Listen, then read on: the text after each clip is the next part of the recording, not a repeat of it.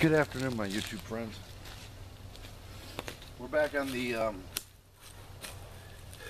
still tripping on the J.Toto, I don't need to start a fire, and he'd rather just keep walking and strolling and all that. I'm going to do this video, and this is for you, Mr. Toto. I was asked to stop the F-bombs because I dropped a few of them the other day. I'm sorry about that, guys, but people like this just irritate me beyond common sense. I mean, starting a primitive fire is probably a must. You know, I always carry a lighter in my pocket. No matter what I'm doing, I have a lighter in my pocket. But say the lighter is broken, damaged, ruined, lost. We all know lighters get wet. They're a little hard to dry out. But I also carry a fire kit. And I'm going to lay out the basic concept of starting a primitive fire. I'm going to do one. I obviously have fires here quite often, so this is on my area. But I'm going to give you a rundown here. Let me get you in on this a little bit over here. We'll come over here, all right? You make a proper bird's nest. In this case, it's dried grasses, dried leaves inside, kind of tightly packed in there. Give yourself something to hold on to down below, and you got all your fine and macerated pieces down in here. You know, the smaller the pieces, the easier it is to start the fire, especially a primitive fire. Then we break it down. We have what we call smalls. Anything really, really tiny. You know, you need a lot of them. Then you're going to go on to nothing truly bigger than a pencil, carpenter's pencil, and then your fuel. So you got tinder, kindling, fuel, bird's nest.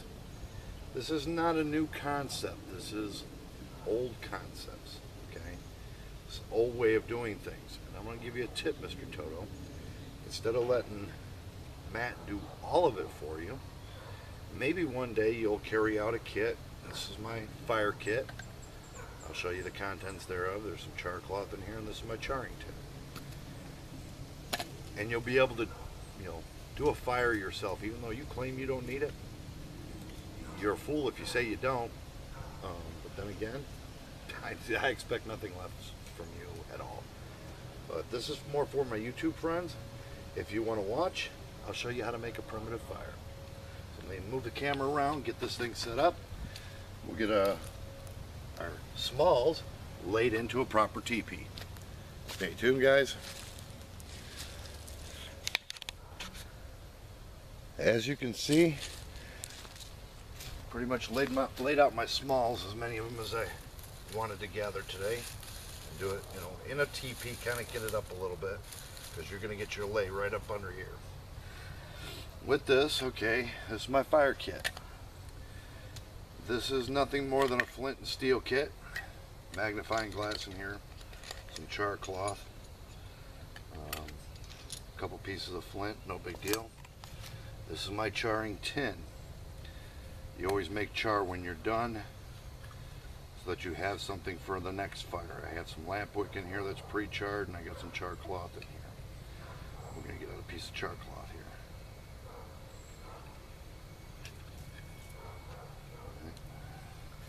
Put this kit away. Put this over here. Got a couple pieces of flint, so I don't know which one I'm going to use today, but first things first.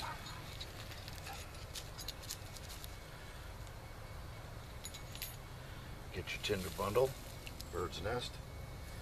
Get it right here so we can grab a hold of it. Char cloth goes on the back side of your flint because you're going to drive sparks down onto it. This is old concept, guys. This is nothing new. I'm not the first one to ever do this either. So you find a nice sharp edge, you drive some sparks.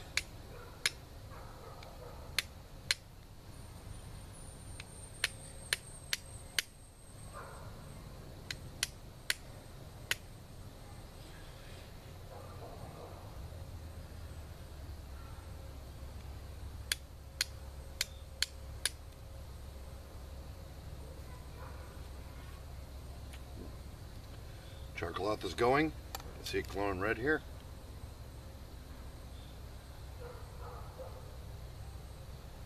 Drop it into your bird's nest. Place it in your bird's nest. Then you're going to fold it over a little bit on itself, and you're going to blow from the bottom up.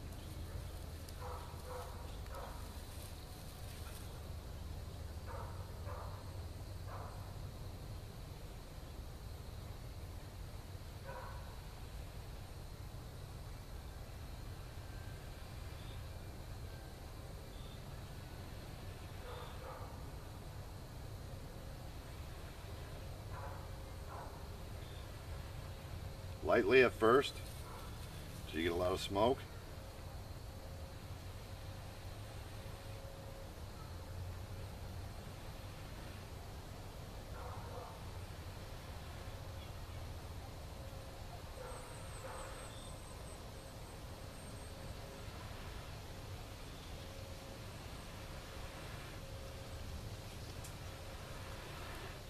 And you get at it.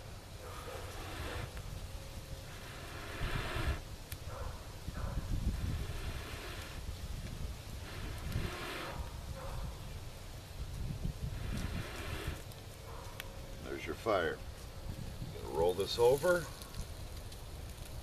tuck it under your kindling here. You're gonna let it do its job. You're not gonna mess with it too much. Okay. You want your flames higher than the kindling, the tinder, before you really get to adding anything more to this. None of this really is rocket science to do, guys. Really isn't. Start adding some, a little bit. TP, chaos. Fire loves chaos, so make it chaotic. Lots of pieces in here. Small stuff. You're never going to get to the fuel until because you don't want to choke out this fire. You just want to get the flames rolling in there. Get them hot. You got a lot of little tinder and kindling that's going to catch and keep burning for a while. Don't try to suffocate it. Let it do its job.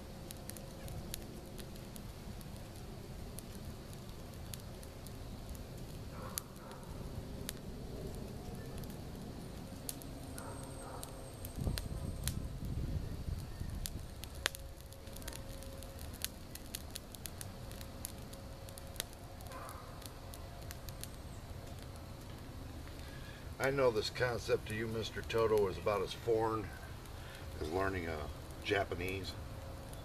I don't expect you to quite understand this.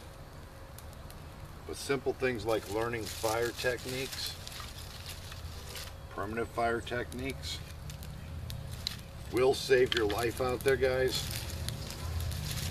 Don't listen to this man at all. Every bit of advice he ever gives, but he's got a lot of Kool-Aid drinkers, you know. Now, these people truly believe that what he says is gospel and he is the guru of the outdoors. The man couldn't do this. We all know he can't do this. And flat out said it the other day, he doesn't believe that this is a necessity. Well, I hate to tell you, Toto, it really is a necessity. Primitive fire, well, this is about primitive. I mean, there's many ways to start a fire. This is just one of them. Ferrocerium rod, magnifying glass, flint and steel, you know, waterproof matches, lighters. There's all kinds of things you can use to start a fire. Bow drill, hand drill. You know, the list goes on and on and on. I think if you guys really wanted to learn this, instead of watching Cruel Survival, get out here and practice a couple of these skills. Learn the concept of starting fires. There are classes that teach this, people that teach this that actually truly love the outdoors, love what it is to be outdoors.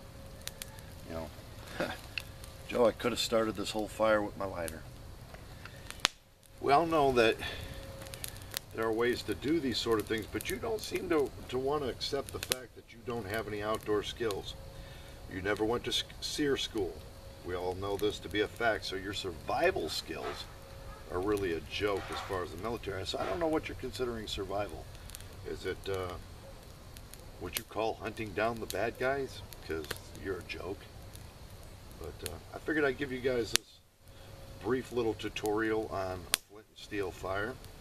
As you can see, it's starting to get warm to me. We start adding a little bit of fuel to it. I'm going to be out here a while. Flames are higher than my pile, so I'm good to go, guys. But that was a little flint and steel fire for you. And, in wet conditions, because the ground is still kind of damp. Appreciate y'all watching, and get out there, practice your skills, and have a little fun. Thanks a lot, guys.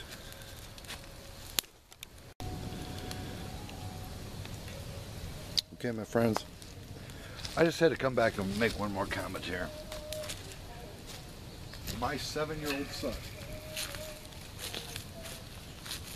my son Trent, gathered every bit of this material in less than 5 minutes to start this fire. I truly believe that that boy knows more about the outdoors in his short life than our illustrious Mr. Joseph Teddy will ever learn. I asked my son, I said, go get me some smalls, some mediums, some fuel. That boy walked around in this woods within 20 feet of here and gathered every bit of this. You know, if you're going to learn survival techniques, it's not all about running, jumping, roping, scuba diving. Hey, let's jump out of a perfectly good airplane, which I don't even think you passed that at. But there are schools, Pathfinder LLC, the Woodsman School, taught in Mass. Well, he's now up in New Hampshire, Sanbornville, New Hampshire. Michael Hawk, I think, does things with kids, teaches stuff like this. But you guys, you need to get out there and you need to practice a set of skills that you may never even use it. Would you rather know how to start a fire like this? Because right now it's, I don't know, it's 50, 60 degrees out here right now, but tonight it's going to drop down into the 30s. I have myself a sustainable fire that I'm good to go. I can boil water. I have warmth. I could literally camp out here and this wouldn't be a problem at all. And what did it take? 5-10 minutes worth of work and the knowledge to know how to do it. Look into the schools, people, and don't watch the TVs, and never ever give a thumbs up to somebody that gives you bad advice. But if you want to be a Kool-Aid drinker, you can say, Joe, you're the greatest. You rock out. But quite honestly, anything he has to teach you, you'll probably die in the woods if you ever needed it. Y'all have a really good day.